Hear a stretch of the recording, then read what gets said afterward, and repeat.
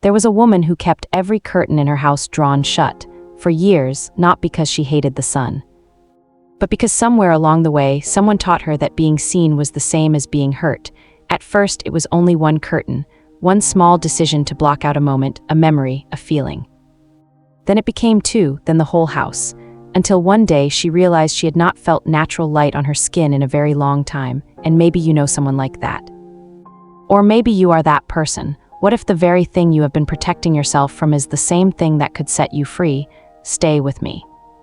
Because what I am about to share might not just change how you think, it might change how you live. Welcome back to this space where we do not just talk about healing, we actually walk through it together, one honest conversation at a time. I am genuinely glad you are here today because this is not a surface conversation. This is a quiet one, the kind that sits with you long after it ends. Let us be real about something first.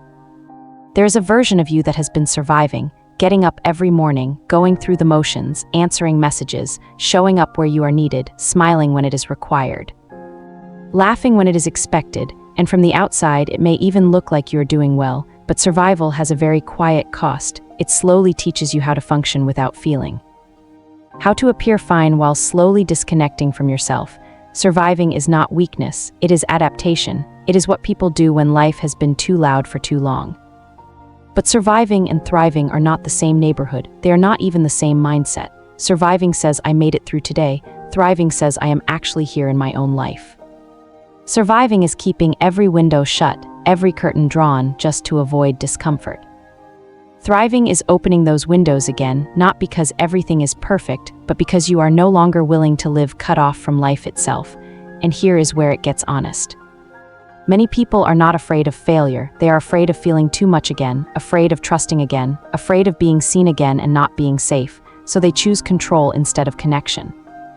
Silence instead of expression, distance instead of depth, but here is the question that deserves your attention.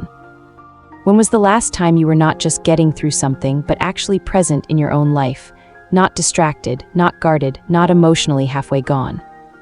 If that question makes you uncomfortable, do not rush past it. That discomfort is not your enemy, it is information. Now let us talk about the part most people avoid. The windows I am talking about are not physical, they are emotional. They are the parts of you that learned early that openness leads to pain, so you built protection, you built walls.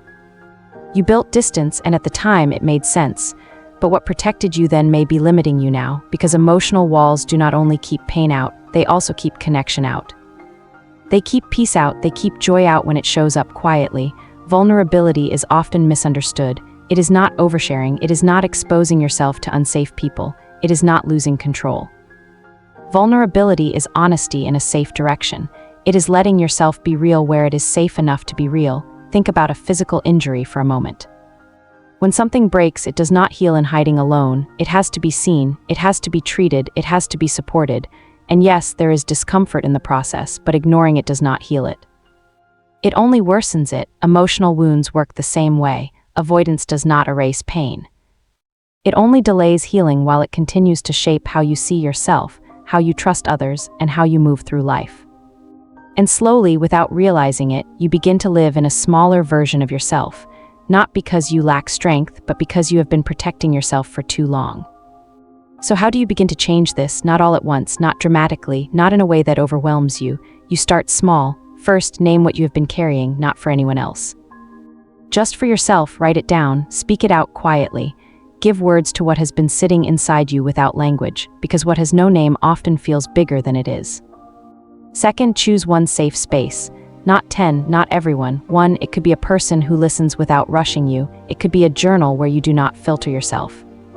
It could be a therapist or a support space where you do not have to perform. Just one opening, that is enough. Third, learn to stay with discomfort without running from it immediately.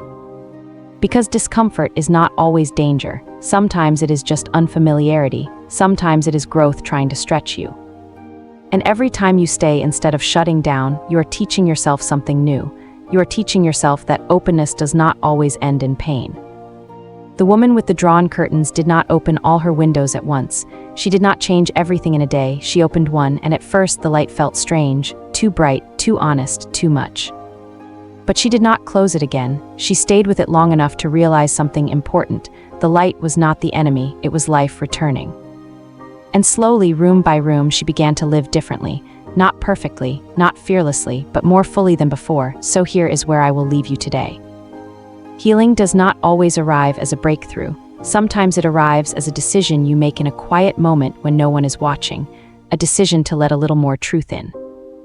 A little more honesty, a little more light. You have carried the dark long enough. You are allowed to open the windows now. If this spoke to you, take a moment to subscribe and leave a comment telling me what window you are beginning to open in your own life. I do read them. And sometimes your words become someone else's permission. Share this with someone who might need a reminder that they are not stuck forever, and I will see you in the next one. Until then, let the light in.